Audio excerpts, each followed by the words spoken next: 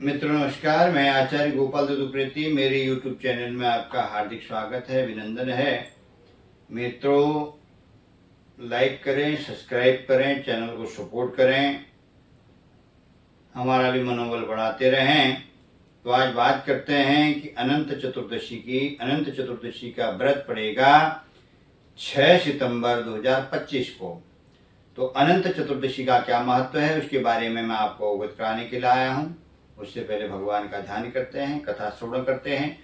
Video को अंत तक जरूर देखें, आपको ज्ञान अवश्य प्राप्त होगा। सनातन के बारे में जानने का अवसर आपको प्राप्त होता है। वीडियो आपको बहुत मिलेंगे, लेकिन ज्ञानवर्धक वीडियो आपको बहुत कम मिलेंगी।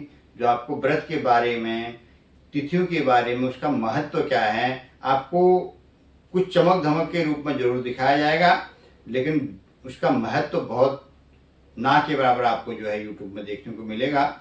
मेरा प्रयास यही रहता है कि आपको उसके बारे में पूरी जानकारी दूं। तो वीडियो शुरू करते हैं। स्वागत है आपका सभी का। बरहापीठम नटवर बपू कर्णयो कर्णिकारम बिभ्रदवासा कनककपिशं वैजयन्तीं च मालाम् रन्दानवेणोरधरसुधया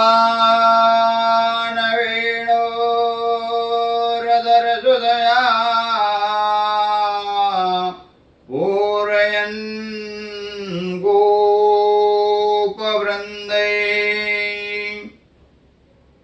वृन्दारण्यं स्ववदरमणं प्राविशत गीतकीर्ति। बुलंद भगवान की जय। तो मित्रों आज बात करते हैं अनंत चतुर्दशी के बारे में। अनंत चतुर्दशी का व्रत क्या है और कब करना चाहिए।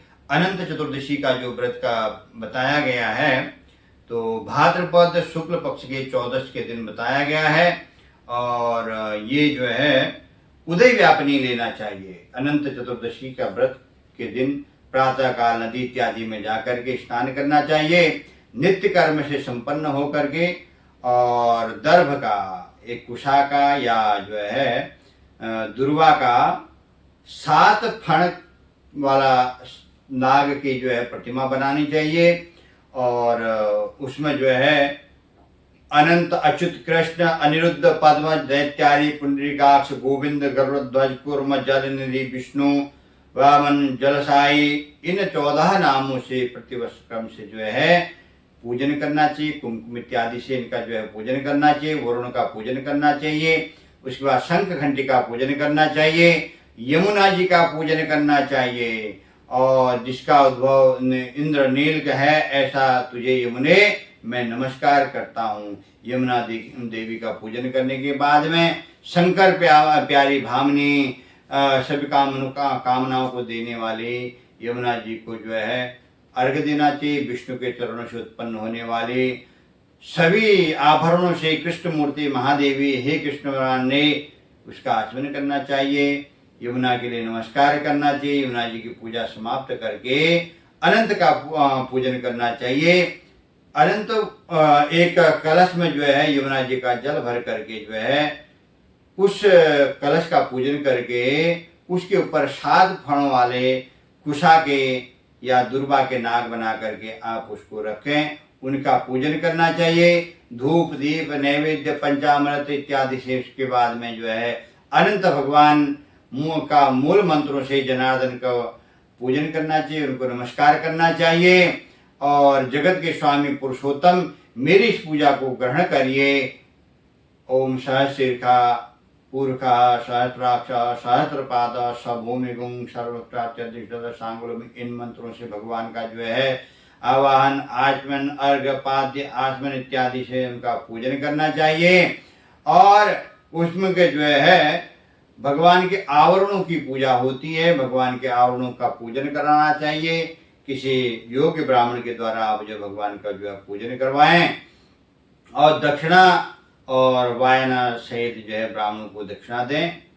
तब भगवान जो सूत जी हैं वो कहते हैं, सूत जी पहले बोले कि गंगा के किनारे धर्म में तत्पर रहने वाले धर्मराज ने जरासंध को मारने के लिए राजसूय यज्ञ किया। तो उस राजसूय यज्ञ में सभी को बुलाया, पांडव इत्यादि को बुलाया। वह नगरी ऐसी बनी थी जहाँ जल वहाँ थल दिखता था, जहाँ थल था वहाँ जल दिखता था, जिसमें भ्रम के कारण जो है दुर्योधन थल की जगह जल में गिर गया। तो सब उसको जो है देख करके ऋषि मुनि इत्यादि, द्रौपदी इत्यादि हंसने लगे। कई जगह वर्णन आता है कि द्रौपदी ने बोला कि अंधे के पुत्र अंधे ही होते, लेकिन ऐसा कहीं महाभारत या भागवत इत्यादि में वर्णन नहीं आता, किसी पुराण में वर्णन नहीं आता है। लेकिन हाँ जो है व्यंग बाण हंसे जरूर थे। तो उसी के कारण जो है दुर्योधन भी जो है राजकुमार होने के कारण वो अभिमान सह नहीं पाया, और उससे जो है शकुनी मामा वहाँ से वापस जाने के बाद में उन्होंने उनको हस्तिनापुर बुलाया, जुआ खेला। जुआ खोलने के बाद में उनका सारा राज इत्यादि छीन लिया, उनको वन में भेज दिया। अब एक दिन जो है युधिष्ठिर जी मन में विचार करते हैं और भगवान कृष्ण मिलने के लिए आए उनसे। कहते हैं कि यह अनंत दुख मुझे क्यों प्राप्त हुआ। मन में विचार करते हैं तो भगवान कृष्ण ने कहा कि अनंत दुख तो तुम्हें प्राप्त हुआ, इस अनंत दुख को से छुटकारा पाने के लिए अनंत चतुर्दशी का व्रत करो। वो देवों को भोजन में श्रेष्ठ राज्य आपके पास में आप पा सकोगे। वह स्त्री पुरुष सब कामों को पूरा करने वाले भाद्रपद शुक्ल पक्ष के 14 के दिन होता है। उस दिन एक 14 गांठ वाली डोर भी जो है कलश के ऊपर में वो सरुतो भद्र इत्यादि वगैरह सब कुछ मंडप इत्यादि बनता है, उसमें रख करके वो 14 गांठ के डोर भी बांधी जाती है। पुरुष दाहिने हाथ में, स्त्रियां बाएं हाथ में उसको बांधती हैं।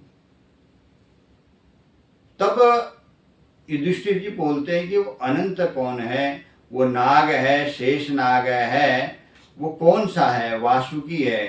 तब भगवान कृष्ण कहते हैं कि भैया यह गुप्त रहस्य है, अनंत मैं ही हूं, मैं ही पृथ्वी हूं, मैं ही आकाश हूं, मैं ही जो है सब कुछ हूं, मैं ही 7 ऋषि हूं, मैं ही विश्वरूप अनंत हूं, मैं ही 14 इंद्र हूं, मैं ही वसु हूं, मैं ही 12 आदित्य हूं, मैं ही 11 रुद्र हूं, 7 ऋषि मैं ही हूं, समुद्र मैं ही हूं, पर्वत मैं ही हूं, सरित धूम्र नक्षत्र दिशा भूमि पाताल और भू आदि लोग सब मैं ही हूं। इसमें कोई संदेह नहीं है।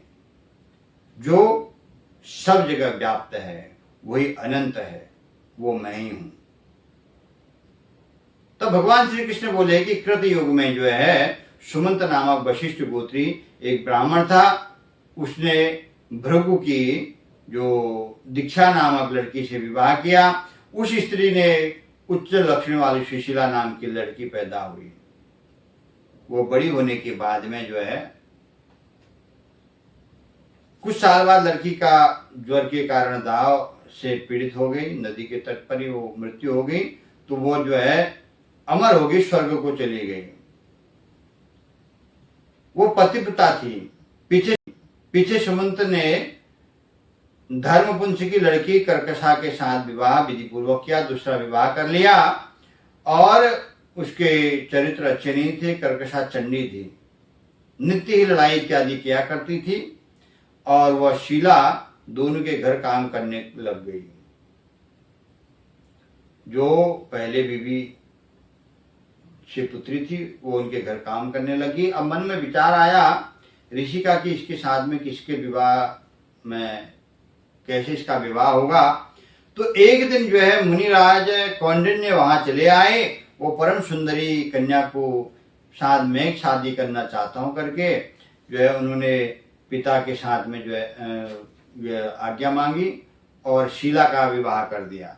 शीला पति के साथ में जो है रथ पर बैठ करके अपने ससुराल की ओर जाने लगी। तो रास्ते में नदी के किनारे समय होने के बाद में कौंडिन्य ऋषि ने बोला कि मैं जो है अपना नित्य कर्म इत्यादि कर लेता हूँ। ऋषि कुमारों को वहीं पर रथ पर छोड़ करके अपना नित्य कर्म करने लगे। वहीं नदी के तट पर भोजन इत्यादि भी बनने लगा। पहले लंबी यात्राएं होती थी, तो उसी समय हिसाब से चला जाता था। तो वही नदी के तट पर कुछ स्त्रियों का समूह भगवान का पूजन कर रहा था। वहां पर शीला ने जाकर के देखा, पूछा कि आप क्या कर रहे थे। तो तब वो जो है स्त्री ने बताया कि भगवान अनंत का हम पूजन कर रहे थे, और वो सारा विधान उनको बताया। शीला ने व्रत का विधान पूछा, वहीं पर व्रत किया। कहा कि आप जो भी घर में अन्न हो उसका आधा हिस्सा जो है ब्राह्मण को दें, आधा अपने खाने के लिए रखें, और 14 डोर का जो है ग्रंथि वहां पर रख करके उसी को अपने जो है हाथ में बांधना है। भगवान अनंत की कृपा रहती है, घर में सब कुछ रहता है। तो भगवान की कृपा से उसने वहीं पर व्रत किया, ब्राह्मणों को दान दिया, और उसके बाद में अपने पति के घर आई। पति के घर आने के बाद में उसके गोधन इत्यादि, श्री इत्यादि बढ़ने लगे। एक दिन ऐसे समय में जो है शीला बैठी हुई थी, पति आया तो उसने उसके हाथ में डोर बांधा हुआ देखा और कहने लगा कि यह कौन सा तंत्र कर रही है अपने पति को भस्म करने के लिए। तो शीला ने कहा ऐसा नहीं है। तो उन्होंने तोड़ करके जो है उसको अग्नि में फेंक दिया, और अग्नि में फेंकने के कारण वो झपटी उससे जो है उसने ला करके दुग्ध में डाल दिया। कुछ काल बीतने के बाद धीरे धीरे उसके अपने भाइयों से लड़ाई इत्यादि होने लगी। जो गोधन इत्यादि था, जो श्री थी, वो सब नष्ट हो गई। अब एक दिन शीला से वो पूछता है कौंडिन्य ऋषि कि ये क्या कारण रहा। तब शीला ने बोला कि अनंत के जो डोर थी उसी से आपने जो उसका अपमान किया, उसी के कारण हमें यह दरिद्रता प्राप्त हुई। अब ऋषि जो है भटकने लगे, और भटकते भटकते जो है वो कौंडिन्य ऋषि जो है जंगल में चले गए। वहां धेनु से पूछते हैं, कढ़ाल क्या तुमने अनंत को देखा। गौ से बोला क्या कौंडिन्य, क्या तुमने अनंत को देखा। वृषभ से बोला क्या तुमने कौंडिन्य को देखा। एक आम का वृक्ष देखा, उस आम के वृक्ष से पूछा क्या तुमने अनंत को देखा। उस आम के वृक्ष में फल तो लदे हुए हैं, लेकिन सारे वो कीड़े उसमें लपटे हुए, न कोई पक्षी उस पर बैठ रहा, न कोई जो है जीव उस पर आ रहा है, सिर्फ कीड़े पड़े हुए हैं। यह सब कुछ देखते देखते उस जंगल में भटकते भटकते कौंडिन्य बेहोश हो गया। और एक ब्राह्मण आया और उसको जो है बोला कि मैंने अनंत को देखा है। उसको ले जा करके जो है एक गुफा में ले गया, और गुफा में ले करके अनंत के भेदों से विराजमान अमित मान वाले, अमित बलशाली, उनको मैंने देखा है। जब उन्होंने गुफा के अंदर में देखा, वहां सिंहासन पर बैठे विराजमान लक्ष्मी नारायण भगवान को देखा, तब वो कहते हैं कि मैं ही अनंत हूं। तुम्हारे पाप के कारण तुम्हारी विभूति नष्ट हुई, तुम्हारी श्री नष्ट हुई, तुम्हारा गोधन नष्ट हुआ, तुम्हारे भाइयों से जो है लड़ाई इत्यादि होने लगे। तो भगवान कृष्ण बोले, सुन अनंत देव। कौंडिन्य ऋषि बोले, क्योंकि हे दुष्टर भक्ति से प्रसन्न किए हुए देव सब कुछ दे सकते हैं तो सब कुछ ले सकते हैं। तो अनंत बोले, तुम अपने घर जाओ, तुमने जो पाप किया था उस पाप के लिए क्षमा याचना करो, 14 वर्ष तक अनंत का व्रत करो, सब पाप नष्ट होकर के तुम सिद्धि को प्राप्त करोगे। यह बोल करके अब भगवान अनंत कहते हैं उनसे कि जो तुमने आम बना हुआ देखा, वो जो आम का वृक्ष देखा तुमने, वो पूर्व जन्म में वेद वेता ब्राह्मण था। उन्होंने अपने शिष्यों को शिक्षा नहीं दी, तो जिसके कारण वह उसे इस जन्म में वृक्ष बनना पड़ा और कीड़ों से लदना पड़ा। जो चुपते हुए गौ देखी वो वसुधा थी, हरी हरी घासें जो खड़ी थी वो धर्म था, और जो दूसरे धर्म अधर्म की व्यवस्था करती रहती हैं। कभी उन्होंने किसी ब्राह्मण को कुछ दिया नहीं, कभी दुर्लभ अतिथियों को कभी भोजन कराया नहीं, भिखारियों के लिए कभी भीख तक नहीं दी। इसलिए जो भी आप करते हो सब इस जन्म में, पूरे जन्म में आपका दिया हुआ ही मिलता है।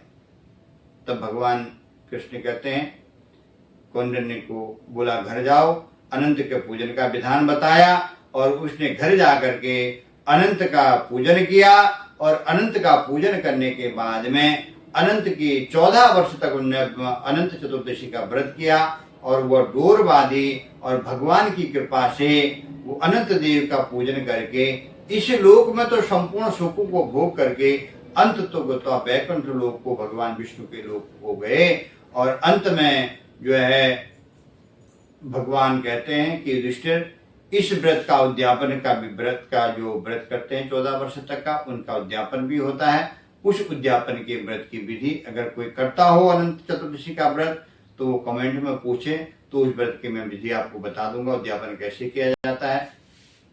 जो अनंत चतुर्दशी का व्रत करते हैं उनको भगवान अनंत की कृपा बने रहें, और आप इसी प्रकार जो है वीडियो को देखें, लाइक करें, सब्सक्राइब करें, हमारा भी मनोबल बढ़े और आपको भी ज्ञानवर्धक जो है ज्ञान बढ़े सनातन के बारे में। हमारे तीज त्योहार कोई भी पर्व होते हैं उनके पीछे कोई न कोई कारण होता है। सबको अनंत चतुर्दशी